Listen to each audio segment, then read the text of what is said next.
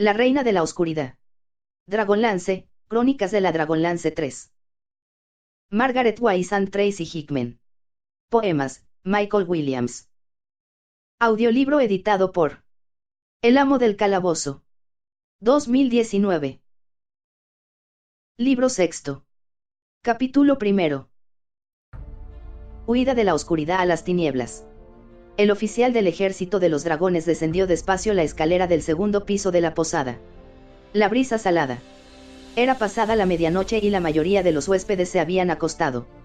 El único sonido que podía escuchar era el fragor de las olas al romper contra las rocas de la bahía. Sangrienta. Se detuvo en el rellano para lanzar una rápida y escrutadora mirada a la sala que se extendía a sus pies. Estaba ocupada únicamente por un draconiano, que yacía atravesado sobre una mesa y roncaba estrepitosamente en un ebrio estupor. Las alas del hombre dragón vibraban con cada ronquido, mientras la mesa de madera crujía y se balanceaba bajo su peso. Los labios del oficial se retorcieron en una amarga mueca, pero siguió descendiendo. Vestía la acerada armadura de escamas de dragón que imitaba la auténtica, la que lucían los señores de los dragones. Un yelmo cubría su cabeza y su rostro de modo tan hermético que resultaba difícil reconocer sus rasgos. Lo único visible bajo la sombra que proyectaba el casco era una barba parda, que ponía de manifiesto su condición de humano. Ya al pie de la escalera se detuvo de forma abrupta, a uno parecer perplejo ante la imagen que ofrecía el posadero aún despierto y bostezando sobre sus libros de cuentas. Tras saludarle con una leve inclinación de cabeza, se dispuso a abandonar el local sin pronunciar palabra, pero el hospedero formuló una pregunta que le impidió cumplir su propósito. ¿Esperáis esta noche a la señora?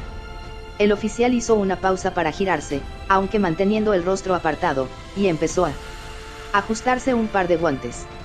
Reinaba un frío punzante en el aire pues la ciudad de Flotsam se hallaba inmersa en una tempestad más violenta que nunca desde su asentamiento en la costa 3 siglos atrás. Con este tiempo, gruñó, me parece poco probable. Ni siquiera los reptiles voladores pueden surcar estos vientos huracanados. Cierto, la noche no invita a salir ni a hombres ni a bestias, asintió el posadero, antes de observarlo con expresión taimada y añadir, ¿qué asunto os lleva a merodear por las calles en plena tempestad?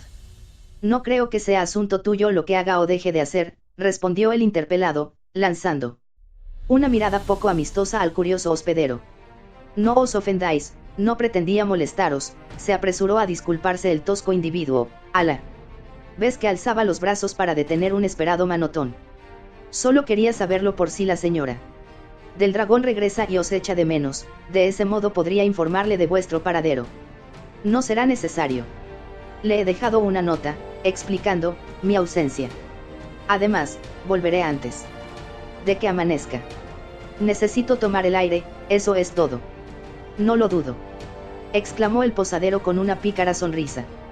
No habéis abandonado su alcoba durante 3 días, o quizá debería decir durante 3 noches. No os enfurezcáis conmigo, suplicó al ver que el rubor encendía los pómulos de su interlocutor debajo del yelmo. Admiro a un hombre que, como vos, ha logrado tenerla satisfecha durante tanto tiempo. ¿Dónde ha ido? La señora del dragón ha recibido órdenes de solucionar un problema surgido en el este, cerca de Solamnia. Pero yo en tu lugar no indagaría tanto. No, no. Se excusó de nuevo el hospedero. Por supuesto que no. En cualquier caso, os deseo un feliz paseo. ¿Cómo os llamáis? Ella nos presentó, pero no oí bien vuestro nombre. Tanis, contestó el enigmático personaje con voz queda. Tanis el semielfo. Buenas noches. Con una seca inclinación de cabeza dio un último tirón de sus rígidos guantes y, arropándose en su capa, abrió la puerta de la posada para internarse en la tormenta. El vendaval azotó la estancia con tal violencia que apagó las velas y esparció en remolinos los papeles del posadero.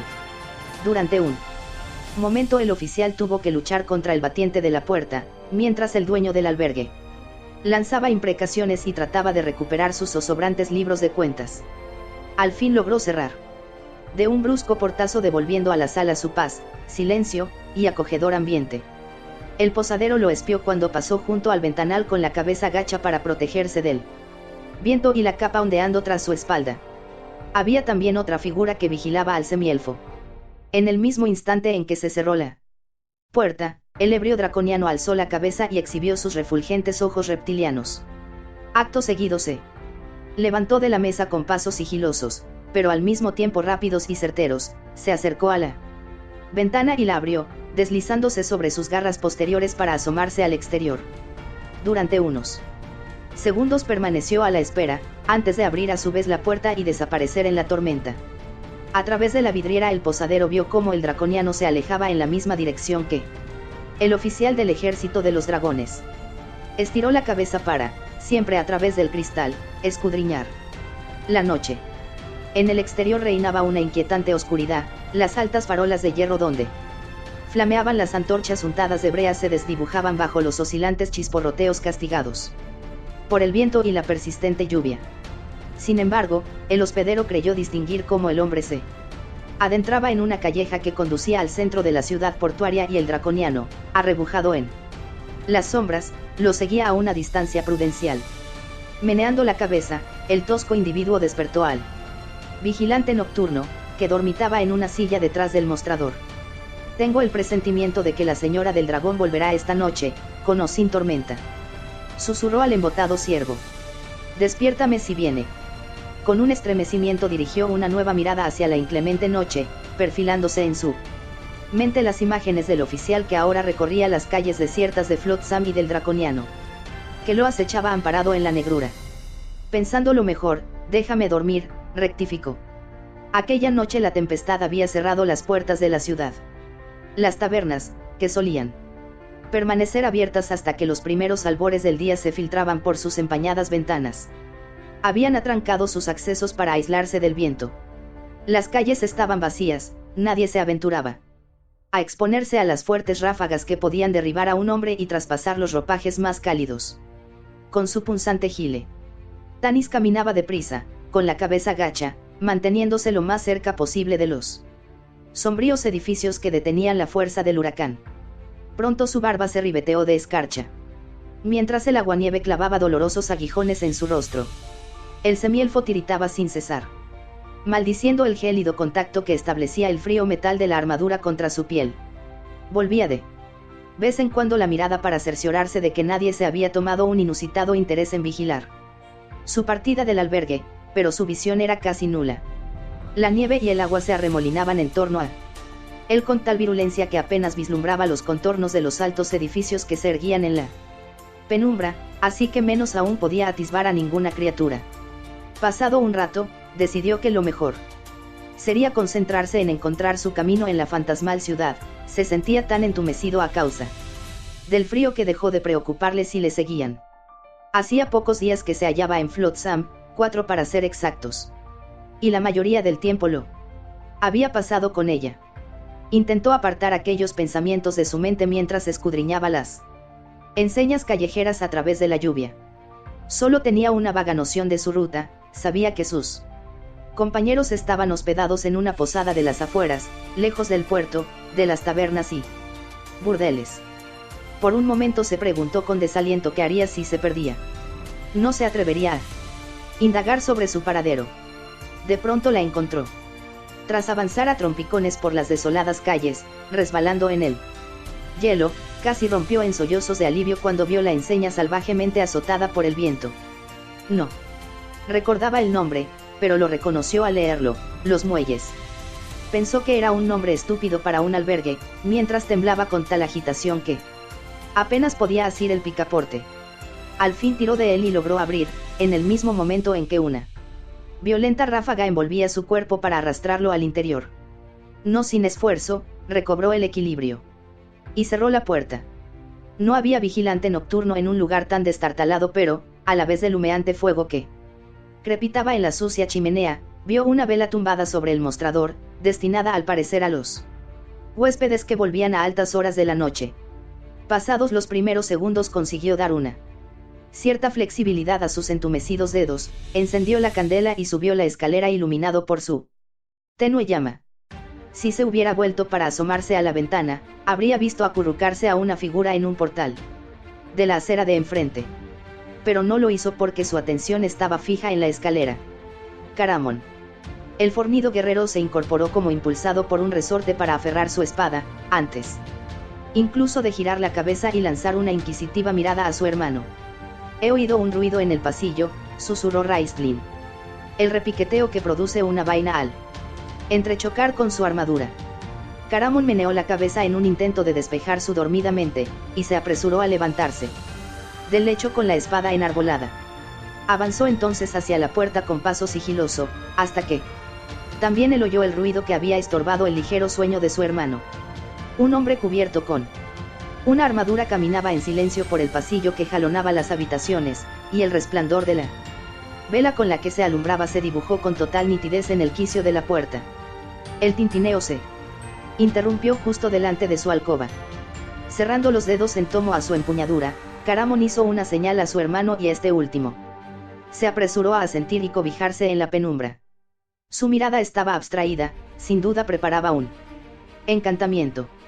Los gemelos trabajan bien unidos, combinando eficazmente la magia y el acero para derrotar a sus enemigos.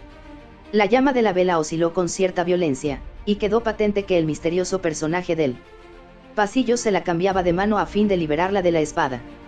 Estirando el brazo, Caramon descorrió despacio el pestillo de la puerta.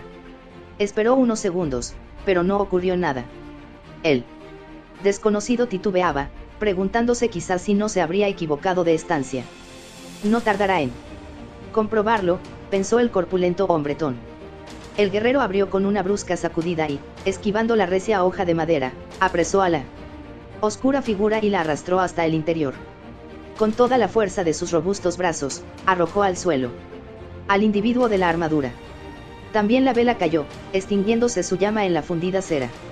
Raistlin empezó a entonar un hechizo mágico, que debía atrapar a su víctima en una viscosa substancia similar a una telaraña. «Detente, Raistlin», gritó el hombre derribado. Al reconocer la voz, Caramon sujetó a su hermano, agitando todo su cuerpo para romper su concentración. «Raist. Es Tanis». El mago se estremeció y salió de su trance, dejando caer sus brazos junto a los costados. Pero le asaltó un acceso de tos que le obligó a abrazar su pecho. Caramon miró con ansiedad a su gemelo, quien le invitó a alejarse con un gesto de la mano. Obediente, el guerrero desvió su atención hacia el semielfo y se agachó para ayudarle a incorporarse. «Tanis», exclamó, al mismo tiempo que lo estrechaba, en un fuerte abrazo que casi lo dejó sin resuello. «¿Dónde has estado? Nos tenías muy preocupados. Por todos los dioses, te vas a congelar. Voy a azuzar el fuego». «Raist», añadió volviéndose hacia su hermano, «seguro que te encuentras bien». «No te preocupes por mí», susurró el mago, que se había sentado en el lecho para tratar de recobrar el ritmo normal de su respiración. Sus ojos lanzaban áureos destellos a la luz de la fogata, mientras observaba cómo el semielfo se acurrucaba agradecido junto a las llamas. «Deberías avisar a los otros. Ahora mismo. Te aconsejo que antes te vistas», comentó Raistlin con su habitual causticidad. Encendido el rostro en un intenso rubor, Caramon se apresuró a ponerse unos calzones de cuero. Tras embutirse en ellos, deslizó una camisa por su cabeza y salió al pasillo, cerrando la puerta con suavidad. Tanis y Raistlin le oyeron golpear con los nudillos la puerta de la pareja de las llanuras. Resonó en el aire la enfurecida voz de Ribewind, seguida por la precipitada explicación del guerrero. Tanis miró a Raistlin por el rabillo del ojo y, al ver los relojes de arena que formaban sus pupilas fijos en él con expresión inquisidora, se volvió turbado hacia el fuego. «¿Dónde has estado, semielfo?», preguntó el mago en un quedo susurro. «Fui capturado por un señor del dragón», respondió Tanis tragando saliva, antes de acabar de recitar la explicación que tenía preparada. «Me tomó por uno de sus oficiales y me ordenó que lo escoltase hasta llegar junto a sus tropas, que están acampadas en los aledaños de la ciudad. Tuve que obedecerle, de lo contrario habría sospechado. Al fin esta noche he podido escabullirme». «Interesante», farfulló Raistlin entre toses. «¿Qué es interesante?», le interrogó Tanis con una penetrante mirada. «Nunca antes te había oído mentir, semielfo. Encuentro esta situación fascinadora». Tanis abrió la boca, pero antes de que acertase a replicar, Caramon regresó seguido por Ribewind, Goldmoon y Taike, que bostezaba para alejar el sueño. Goldmoon corrió hacia el recién llegado y se apresuró a abrazarlo. «Amigo», exclamó con voz entrecortada, sin dejar de estrechar su cuerpo. «Nos has tenido muy preocupados». Rivewind estrechó la mano de Tanis, y la severa expresión de su rostro se ensanchó en una sonrisa. Tiró suavemente del brazo de su esposa y la apartó del semielfo, pero solo para ocupar su lugar. «Hermano», vociferó en Kesu, el dialecto de los habitantes de las llanuras, mientras lo apretaba contra sí. «Temíamos que te hubieran capturado, que estuvieras muerto». «No sabíamos». «¿Qué ha ocurrido?», preguntó Taike con curiosidad, a la vez que también ella se acercaba para dar la bienvenida a Tanis. El semielfo lanzó a Raistlin una mirada de soslayo, pero este último se había reclinado sobre su dura almohada y tenía los ojos fijos en el techo, indiferente al parecer a la conversación. Tras aclarar a conciencia su garganta, sabedor de que el mago lo escuchaba, Tanis repitió su historia. Los otros siguieron el relato con continuas muestras de interés y simpatía, formulando numerosas preguntas. ¿Quién era el señor del dragón? Contaba con un ejército numeroso. ¿Dónde se había instalado? ¿Qué hacían los draconianos en Flotsam? ¿Acaso buscaban al grupo? ¿Cómo había escapado Tanis? El semielfo contestó haciendo gala de una gran soltura. Al señor del dragón apenas lo había visto, ignoraba quién era. El ejército no era muy nutrido, y había acampado en las afueras de la ciudad. Los draconianos, en efecto, buscaban a alguien, pero no a ellos, perseguían a un hombre llamado Berem, o algo parecido. Al mencionar este nombre Tanis clavó una fugaz mirada en Caramon, pero el fornido guerrero no dio muestras de reconocerlo y el semielfo suspiró aliviado. O bien no recordaba al humano que había visto remendar el velamen del perechón, o bien ignoraba su identidad. En cualquier caso, su actitud le tranquilizó. Los otros asintieron, absorbidos por su relato. Tanis fue relajando su tensión, aunque Raistlin le inquietaba, pero no tenía que preocuparse, pues poco importaba lo que el mago pudiera decir o pensar. Cualquiera de los compañeros creería antes en sus palabras que en las del enigmático hechicero, incluso si pretendía afirmar que el día era noche. Sin duda Raistlin lo sabía, y este era el motivo por el que no intentó proyectar la sombra de la duda sobre la historia que ahora narraba. De todos modos, el semielfo se sentía avergonzado. Temía que le formulasen más preguntas que habían de enfangarle aún más en aquel interminable río de embustes, así que bostezó y gimió aparentando un agotamiento insuperable. Goldmoon se levantó de inmediato, con gesto apesadumbrado. «Discúlpanos, Tanis, hemos sido egoístas contigo», dijo dulcemente. «Te abruman el frío y el cansancio y nosotros te obligamos a hablar sin tregua. Debes dormir. Mañana tenemos que levantamos temprano para embarcar». «No seas necia, Goldmoon. No podremos zarpar en medio de semejante tormenta», le espetó Tanis. Todos lo miraron perplejos, incluso Raistlin se incorporó en su lecho.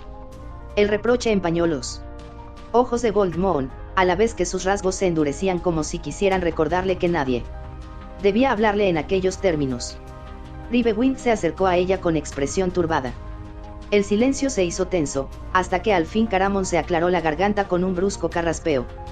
«Si no podemos irnos mañana, lo intentaremos al día siguiente», dijo en tono conciliador.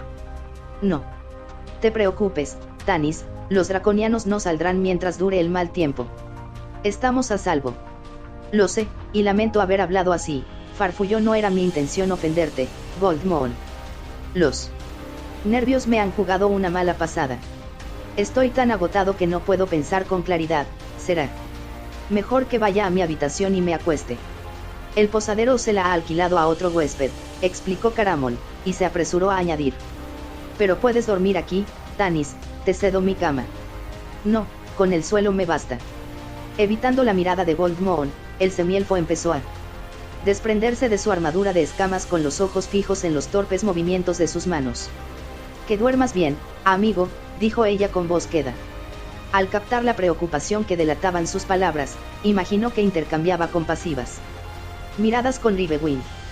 El hombre de las llanuras apoyó la mano en su hombro para darle una cálida palmada, y abandonaron ambos la estancia. También Taike se fue, cerrando la puerta atrás. Desearle un feliz descanso. Deja que te ayude, se ofreció Caramon, sabedor de que Tanis, poco familiarizado con las armaduras rígidas, tenía dificultad para desabrochar las intrincadas hebillas y correas. ¿Quieres que vaya a buscarte comida? Quizá un poco de ponche. No, respondió Tanis con un esfuerzo de voluntad, aunque satisfecho por liberarse al fin de su metálica prisión. Intentó no pensar que al cabo de unas horas tendría que vestir de nuevo aquel incómodo uniforme, y se limitó a añadir: lo único que necesito es dormir. Acepta por lo menos mi manta, insistió Caramon, viendo que el semielfo tiritaba. Tanis asió agradecido la manta que el otro le tendía, aunque no acabó de discernir si temblaba a causa de la baja temperatura o de sus turbulentas emociones. Se acostó, arropándose en su capa y en la gruesa pieza de lana, y cerró los ojos mientras trataba de respirar de un modo regular, pues sabía que Caramon, como una tierna nodriza, no se dormiría hasta asegurarse de que descansaba tranquilo. Un poco más tarde oyó cómo el guerrero se tendía en su lecho. La fogata se había reducido a tenues rescoldos, y la oscuridad invadió la estancia. Pronto Caramon empezó a roncar ruidosamente. Mientras, en la otra cama, se oía la persistente tos de Raistlin.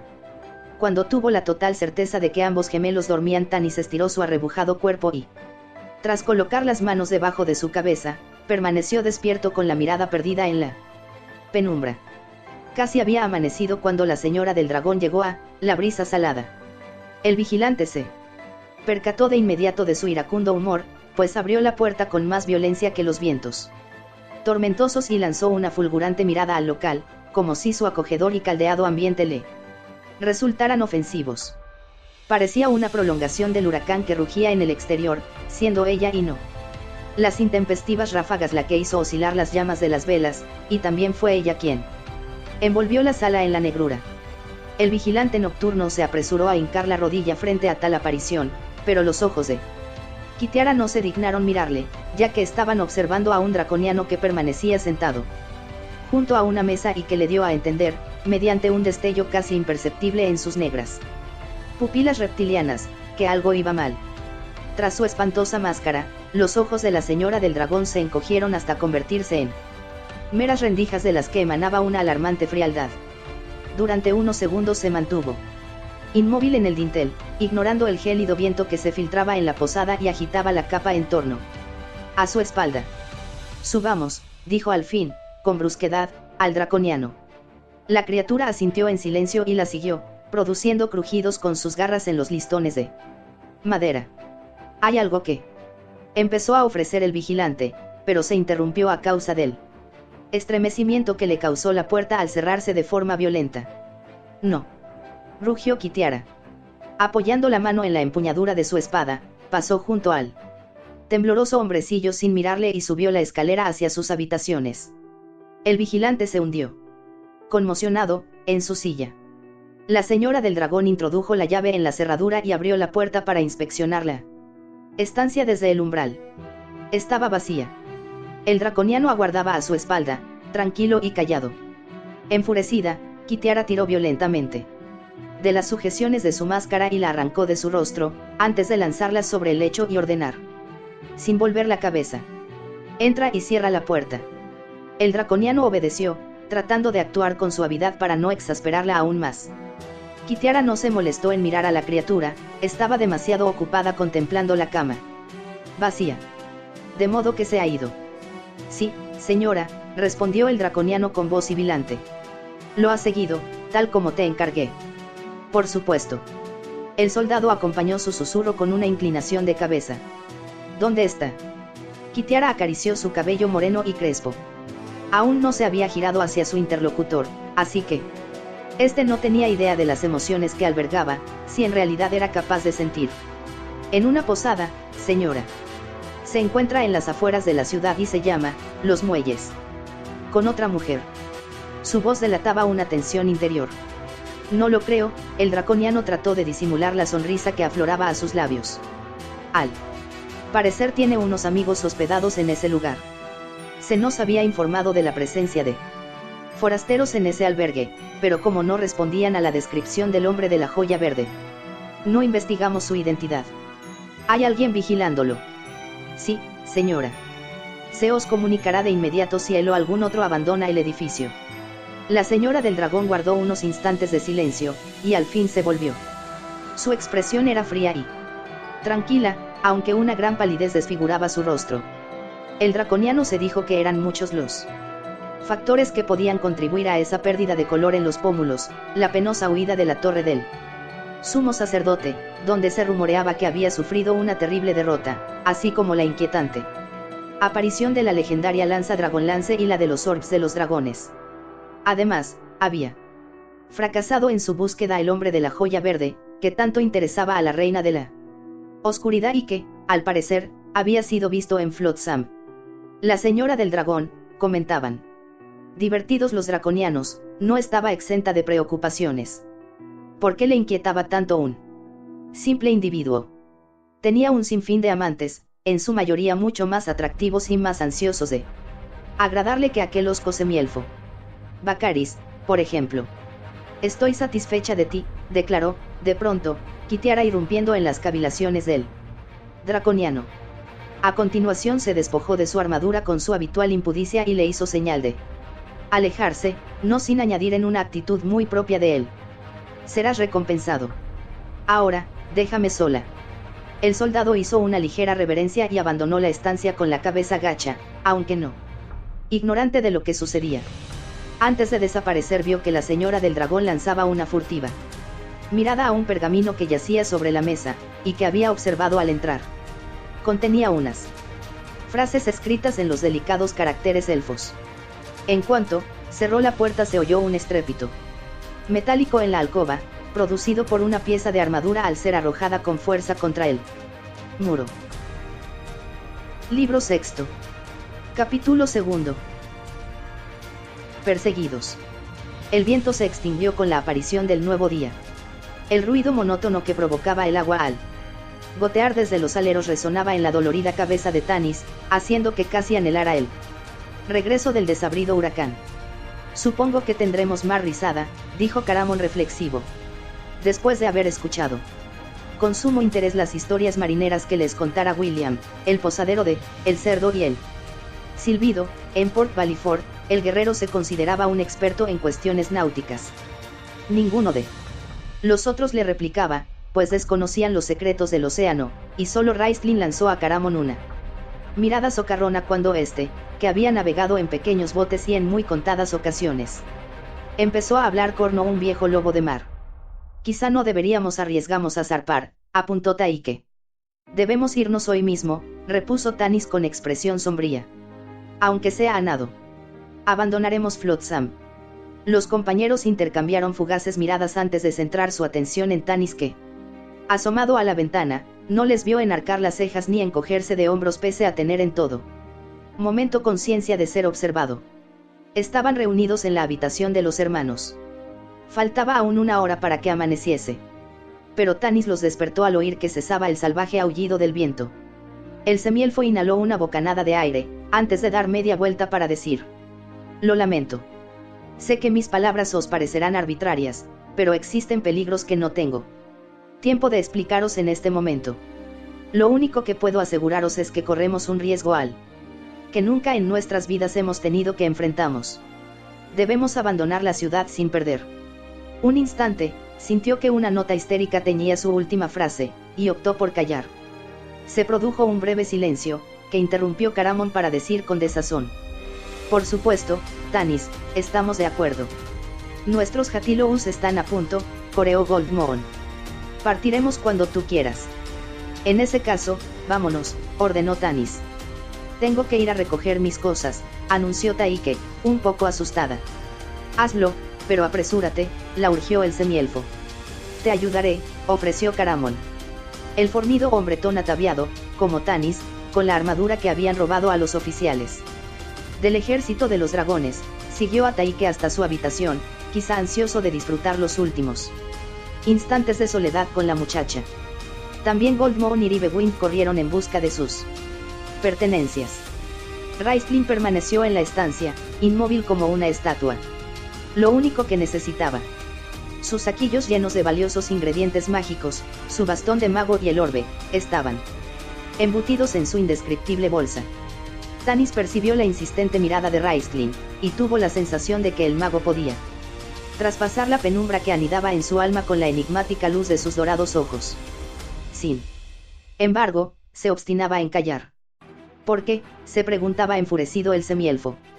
Casi hubiera agradecido que Raistlin lo interrogase, lo acusara, pues de ese modo le daría la oportunidad de descargarse del peso de su conciencia al confesar la verdad, aunque no ignoraba las consecuencias de tal acción. Pero Raistlin permanecía mudo, no emitiendo más sonido que el de su tos pertinaz. Unos minutos más tarde, los otros regresaron a la estancia y Goldmoon declaró en tonos apagados: «Estamos a tu entera disposición, Tanis». Por unos instantes, Tanis fue incapaz de articular palabra. «Se lo contaré», decidió. Tragó saliva. Se volvió hacia ellos y en sus caras vio confianza, una fe ciega en su honradez. Estaban dispuestos a seguirle sin titubeos y no podía fallarles, no podía traicionar aquella entrega incondicional. Se había convertido en su único agarradero, de modo que lanzó un suspiro y se tragó las frases que casi habían aflorado a sus labios. «De acuerdo», se limitó a farfullar, a la vez que echaba a andar en dirección hacia la puerta. Makesta Norton se despertó de su profundo sueño a causa de unos fuertes golpes en la puerta de su camarote. Acostumbraba a que interrumpieran su descanso a todas horas, se desperezó al instante y estiró el brazo para recoger sus botas. «¿Qué ocurre?», preguntó. Antes de recibir una respuesta se apresuró a ponerse en situación.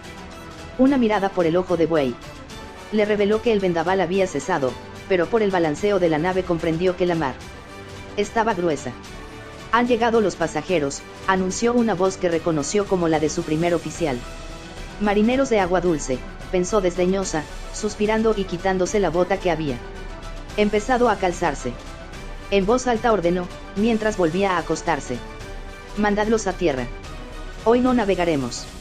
Al parecer se produjo un altercado en cubierta, pues oyó la voz encolerizada de su oficial, seguida por otra que le respondía en el mismo tono. Makesta se puso en pie, no sin una elevada dosis de esfuerzo. El segundo de a bordo, Bason Koraf, era un minotauro, miembro de una raza que no se distinguía por su temperamento pacífico. Era muy fuerte y podía matar sin ser provocado. Esa fue una de las razones por las que se había hecho a la mar. En una nave como el Perechón nadie se molestaba en indagar sobre el pasado de sus compañeros. Abriendo bruscamente la puerta de su camarote, Max se dirigió con grandes zancadas al lugar donde atronaban las voces. «¿Qué pasa aquí?», preguntó con el tono más severo que era capaz de asumir, a la vez que miraba de hito en hito a su subordinado y el rostro barbudo del que se le antojó un oficial del ejército de los dragones. No obstante, pronto reconoció los ojos pardos y ligeramente almendrados del falso soldado, y clavó en él unos ojos llenos de frialdad. «He dicho que hoy no navegaríamos, semielfo, y cuando yo». Makesta se apresuró a interrumpirla. «Tanis, tengo que hablar contigo». Quiso hacer a un lado al minotauro para aproximarse a ella, pero el musculoso individuo lo sujetó con firmeza y lo lanzó hacia atrás. A sus espaldas otro oficial del ejército de los dragones rugió amenazador y dio un paso al frente. Los ojos del minotauro despedían fulgurantes destellos cuando, con gran destreza, extrajo una daga de la abigarrada banda que rodeaba su cinto. La tripulación se congregó en cubierta, ansiosos sus miembros por ver pelear a los dos colosos.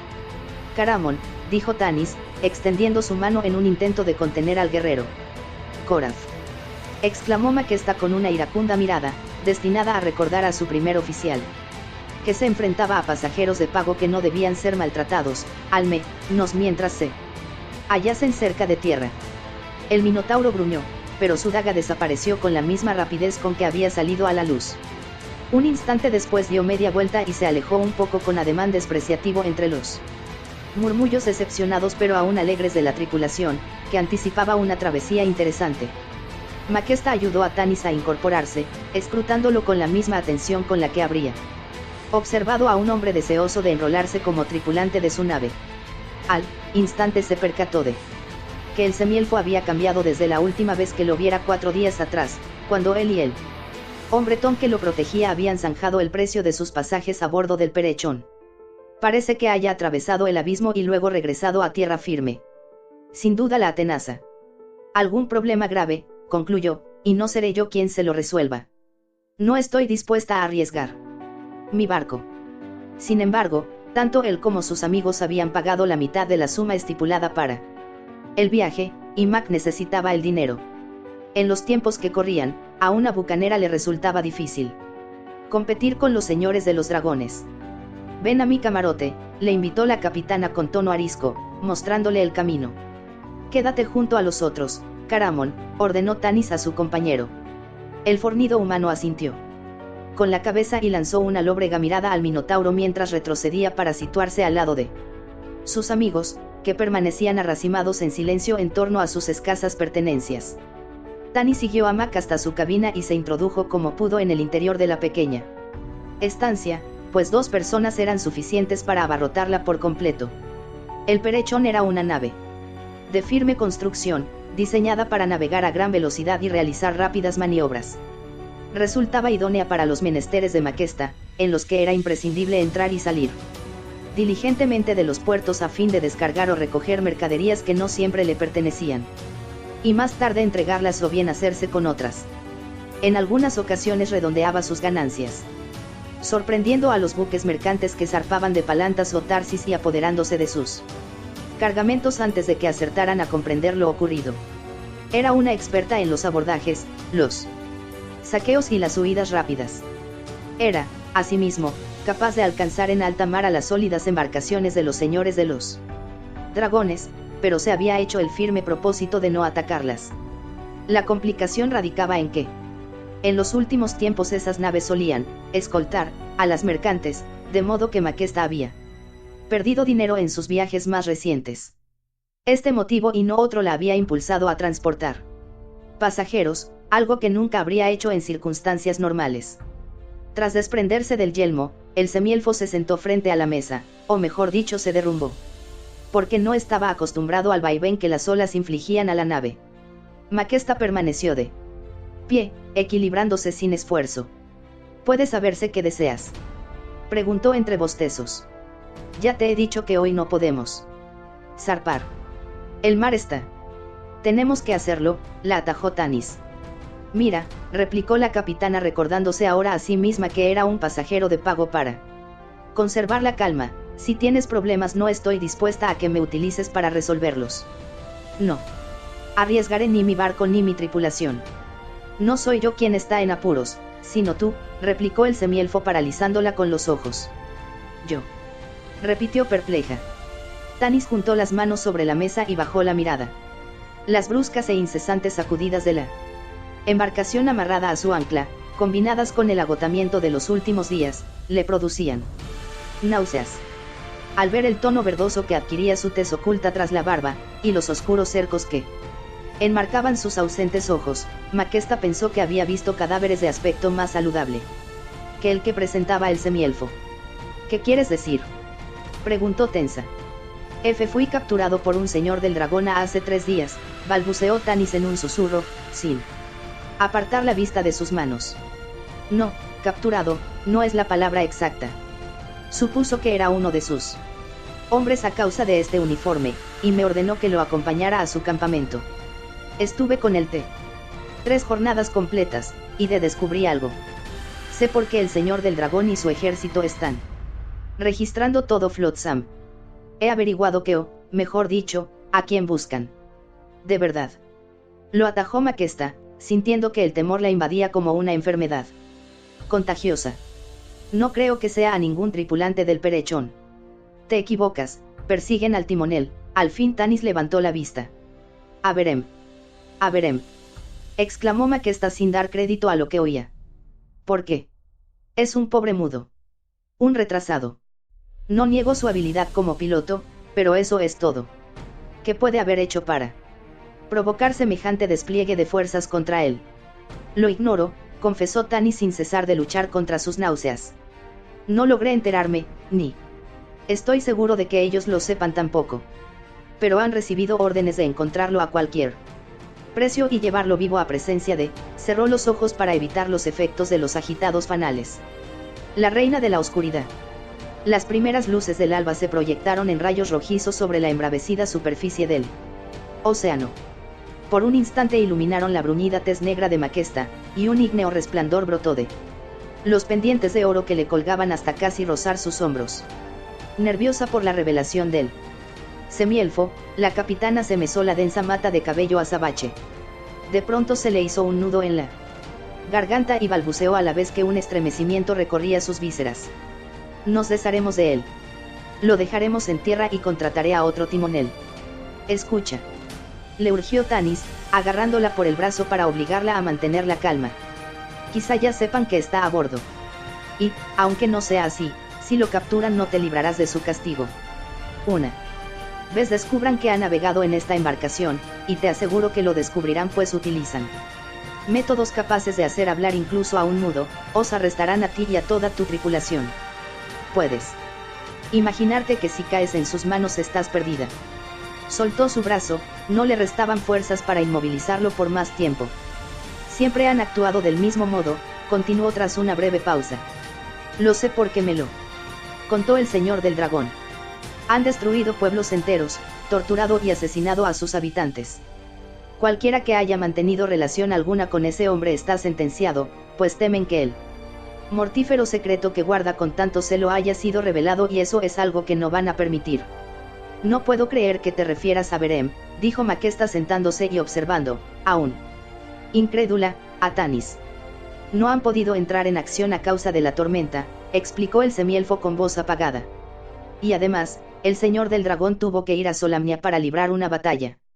Pero ese individuo volverá hoy de su misión, y entonces no fue capaz de concluir.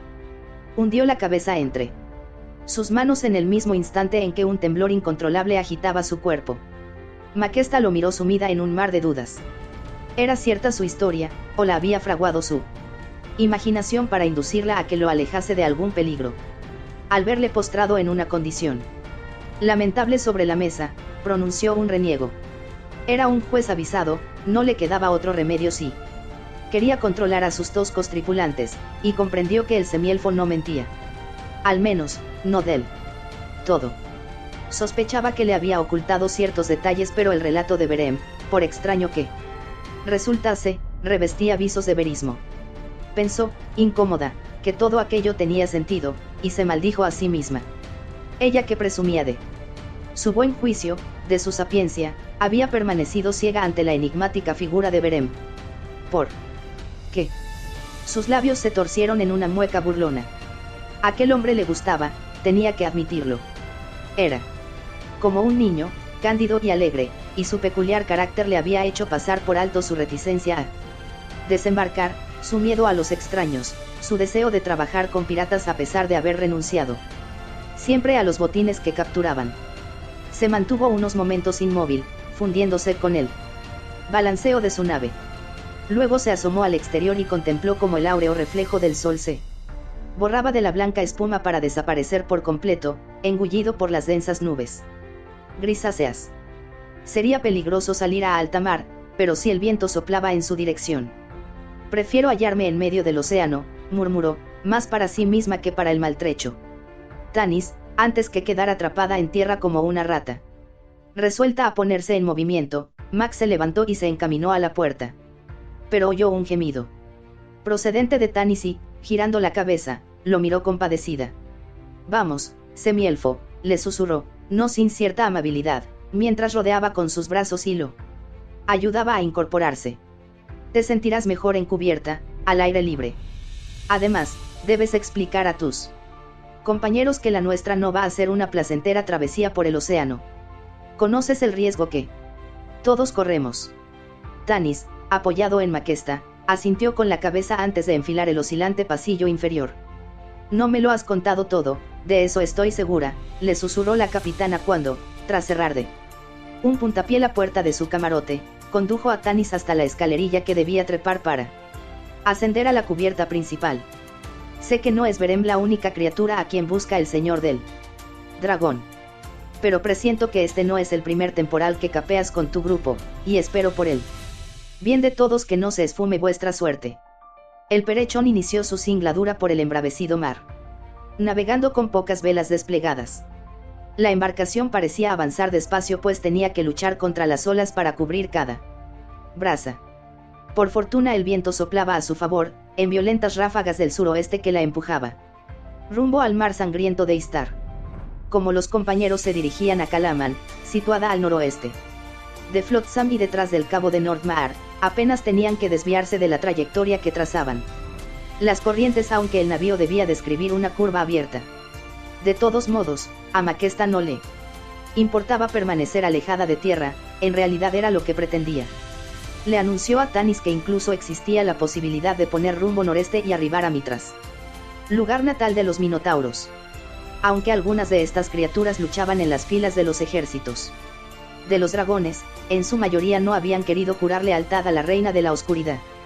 Según Coraf, los minotauros exigían el control absoluto de la zona oriental de Ansalón como recompensa por sus servicios, y esta jurisdicción había sido asignada a un nuevo señor del dragón, un goblin llamado Toede. A su raza no le agradaban ni los humanos ni los elfos, pero en este preciso momento tampoco se hallaban en buenas relaciones con los señores de los dragones, de modo que Mac y su tripulación podían refugiarse en Mitras, donde estarían a salvo, al menos durante un tiempo. A Tanis no le satisfacía esta demora, pero había dejado de ser dueño de su destino al asaltarle tal pensamiento. El semielfo lanzó una curiosa mirada al humano que se erguía en solitario en el centro del torbellino de sangre y llamas del mar de Istar. Berem estaba en su puesto, gobernando la rueda con manos firmes y certeras, mientras sus ojos, de vaga y despreocupada expresión, parecían perderse en el lejano horizonte. Tanis centró su atención en el pectoral del timonel, ansioso por detectar un tenue fulgor verdoso. Qué oscuro secreto latía en el pecho donde meses atrás, en Pax Tarkas, había descubierto la refulgente y esmeralda joya incrustada en la carne. ¿Por qué cientos de draconianos perdían el tiempo en buscar a un solo hombre cuando la guerra aún no había inclinado la balanza a su favor? ¿Cómo era posible que Kitiara hubiera abandonado el mando de sus fuerzas en Solamnia para supervisar la búsqueda en Flotsam a causa de un simple rumor, según el cual el piloto había sido visto en esta ciudad portuaria? Él es la clave. Tanis recordó, de pronto, las palabras de Kitiara. Si lo capturamos, KRYNN sucumbirá al poder de la reina de la oscuridad. No habrá en el país entero una fuerza capaz de derrotamos.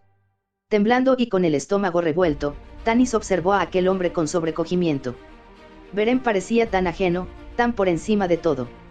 Era como si los problemas del mundo no lo afectasen en lo más mínimo. ¿Acaso estaba Maquesta en lo cierto al afirmar que era un retrasado? Él. Semielfo lo dudaba. Recordaba a Berem tal como lo había visto durante aquellos breves segundos en medio de los horrores de Pax Tarkas. Evocó en su mente la expresión de su rostro cuando permitió que Eben, el traidor, le indicara el camino en un desesperado intento de fuga. No se dibujaron en él las líneas del temor, la indiferencia o la abulia, sino, ¿cómo expresarlo? Resignación, eso era lo que pareció manifestar. Se diría que conocía el destino que le aguardaba, pero, a pesar de todo, había decidido seguir adelante. Cuando Berem y Eben llegaron a las puertas, cientos de toneladas de rocas se desprendieron del mecanismo que las bloqueaba, enterrándolos bajo peñascos que ni un dragón habría podido levantar. Dieron por sentado que ambos habían perecido. Sin embargo, solo Eben desapareció sin dejar rastro. Unas semanas más tarde, durante la celebración de los esponsales de Goldmoon y Ribewind, Tanis y Sten volvieron a ver a Berem vivo. Antes de que pudieran acercarse a él, el enigmático personaje se escabulló entre el gentío y nunca más tuvieron noticias de su paradero. Nunca más, hasta que Tanis lo encontrara hacía 4 días remendando una de las velas de la nave. Berem mantenía el curso del Perechón con el rostro inundado de paz, mientras Tanis se acodaba en la barandilla para deshogar su náusea. Maquesta no dijo nada a la tripulación acerca de la situación de Berem. Se limitó a explicar la brusca partida de su nave, afirmando que había llegado a sus oídos que el señor del dragón estaba demasiado interesado en ella y juzgaba oportuno lanzarse a mar abierto. Nadie formuló preguntas incómodas, pues por un lado no profesaban un gran cariño a aquellos siniestros individuos y por otro, habían permanecido en Flotsam el tiempo suficiente para perder todo su dinero. Tampoco Tanis reveló a sus compañeros el motivo de su prisa. Todos conocían la historia del hombre de la joya verde y, aunque eran demasiado educados, excepto Caramon, para manifestarlo, estaban convencidos de que Stem y Tanis se habían excedido en sus brindis durante la boda. Así pues, no indagaron por qué motivo arriesgaban sus vidas en el embravecido océano. Su fe en el cabecilla del grupo era absoluta. Presa de incesantes mareos y de las violentas punzadas que le infligía su culpabilidad, Tanis merodeaba a trompicones por la cubierta sin dejar de contemplar el mar. Los poderes curativos de Goldmoon le habían ayudado a recobrar una pequeña parte de su integridad, aunque, al parecer, ni siquiera una sacerdotisa era capaz de aliviar el torbellino de su estómago. En cuanto al infierno en él que se debatía su alma, estaba por encima del auxilio de nadie. Se sentó al fin frente al océano, escudriñándolo en todo momento con el temor de otear el velamen de otro barco en el horizonte. Los otros, quizá porque no eran víctimas de tan intenso agotamiento, se mostraban indiferentes al desordenado vaivén que agitaba a la nave mientras cortaba el abundante oleaje. Lo único que les afectaba era la rousiade de alguna que otra ola al romper contra el casco. Incluso Raistlin, para asombro de su hermano, parecía tranquilo. El mago permanecía apartado de los otros, acurrucado bajo una vela que había aparejado uno de los marineros a fin de impedir que los pasajeros se empaparan más de lo inevitable. No estaba mareado, y apenas tosía. Se hallaba absorto en sus pensamientos, con un brillo en sus dorados ojos más intenso que el del sol matutino, que luchaba por abrirse paso entre las amenazadoras nubes tormentosas. Maquesta se encogió de hombros cuando Tanis mencionó su miedo a que hubieran emprendido su persecución. El Perechón era más veloz que las macizas naves de los señores de los dragones, y, además, habían logrado cruzar el puerto sin ser vistos más que por otros buques piratas como el suyo. En su hermandad nadie hacía preguntas. El mar se fue calmando, alisado por la persistente brisa. Durante todo el día los densos nubarrones se fueron acumulando, para ser al fin evaporados por el refrescante viento. La noche se inició clara y estrellada, y Maquesta pudo izar más velas. La nave siguió deslizándose por la llana superficie hasta que, a la mañana siguiente, los compañeros se despertaron ante una de las más espantosas visiones de todo KRYNN. Estaban en el extremo del mar sangriento de Istar. El sol se mostraba como una enorme y dorada bola en el horizonte cuando el Perechón se internó en una superficie tan purpúrea como la capa que lucía el mago, como la sangre que se vertía por sus labios siempre que tosía. Quien le impuso su nombre estuvo muy acertado, comentó Tanis Aribewind mientras, desde la cubierta, contemplaban las aguas rojizas y lóbregas. Su radio de observación era corto, una perpetua atmósfera de tormenta permanecía suspendida bajo la bóveda celeste y envolvía el mar en una cortina de tonalidades plomizas. Nunca quise creerlo, dijo el bárbaro solemnemente, meneando la cabeza. Oí a William hablar de él, y no hice apenas caso de sus relatos sobre dragones marinos que engullían a los barcos. Y mujeres con colas de pez en lugar de piernas. Pero esto. El hombre de las llanuras enmudeció para lanzar furtivas e inquietas miradas a las aguas de color sangre. ¿Supones que es cierto que nos hallamos frente a la sangre derramada por quienes murieron en Istar, cuando la montaña ígnea destruyó el templo del príncipe de los sacerdotes? Preguntó Goldmoon en un susurro, acercándose a su esposo. Eso es una necedad. Intervino Maquesta, que había atravesado la cubierta para reunirse con ellos. Sus ojos no descansaban, en un intento de asegurarse de que sacaba en todo instante el mejor partido posible a su nave y sus tripulantes. Habéis escuchado las historias de William, ese hombre de cara porcina. Continuó sin poder contener la risa. Le gusta asustar a los habitantes de tierra adentro. El agua debe su color al terreno del fondo, que se mueve con las constantes mareas. Recordad que no navegamos sobre arena como en el resto del océano. En un tiempo pasado ocupaba este paraje la capital de un próspero reino, y la región adyacente. Cuando cayó la montaña de fuego, abrió una brecha en el suelo y este fue invadido por el océano, que creó un nuevo mar. Ahora las riquezas de Istar yacen bajo las olas. Maquesta se asomó a la barandilla con ojos soñadores, como si pudiera penetrar las revueltas aguas para ver los fabulosos tesoros de la ciudad perdida.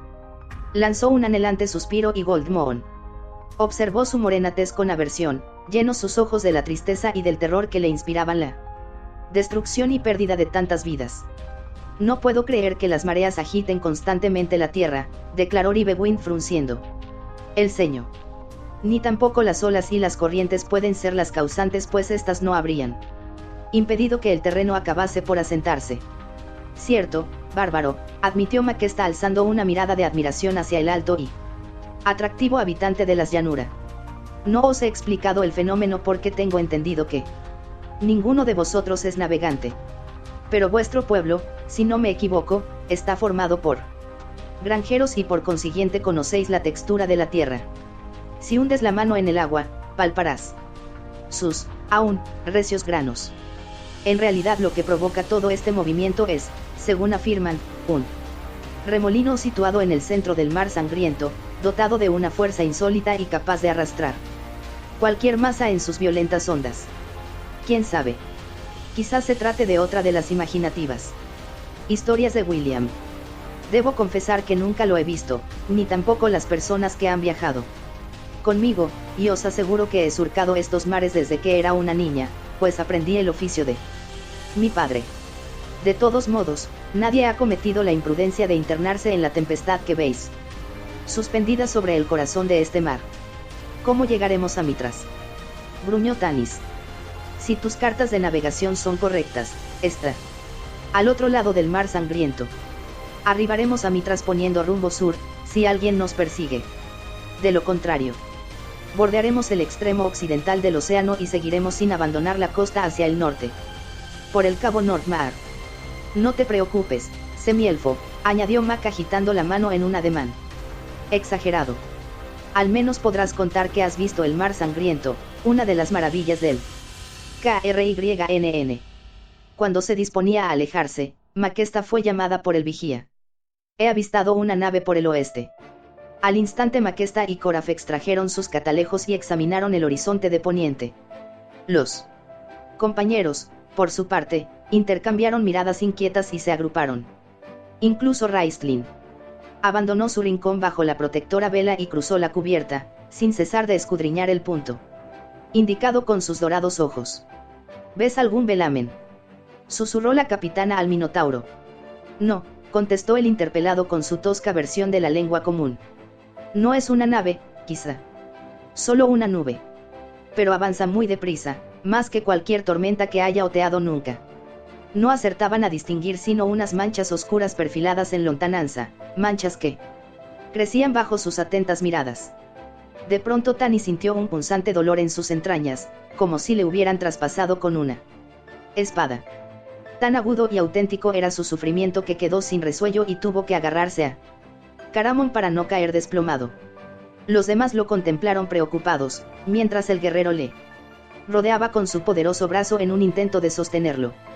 Tani sabía quiénes se aproximaban. Y también conocía a su cabecilla.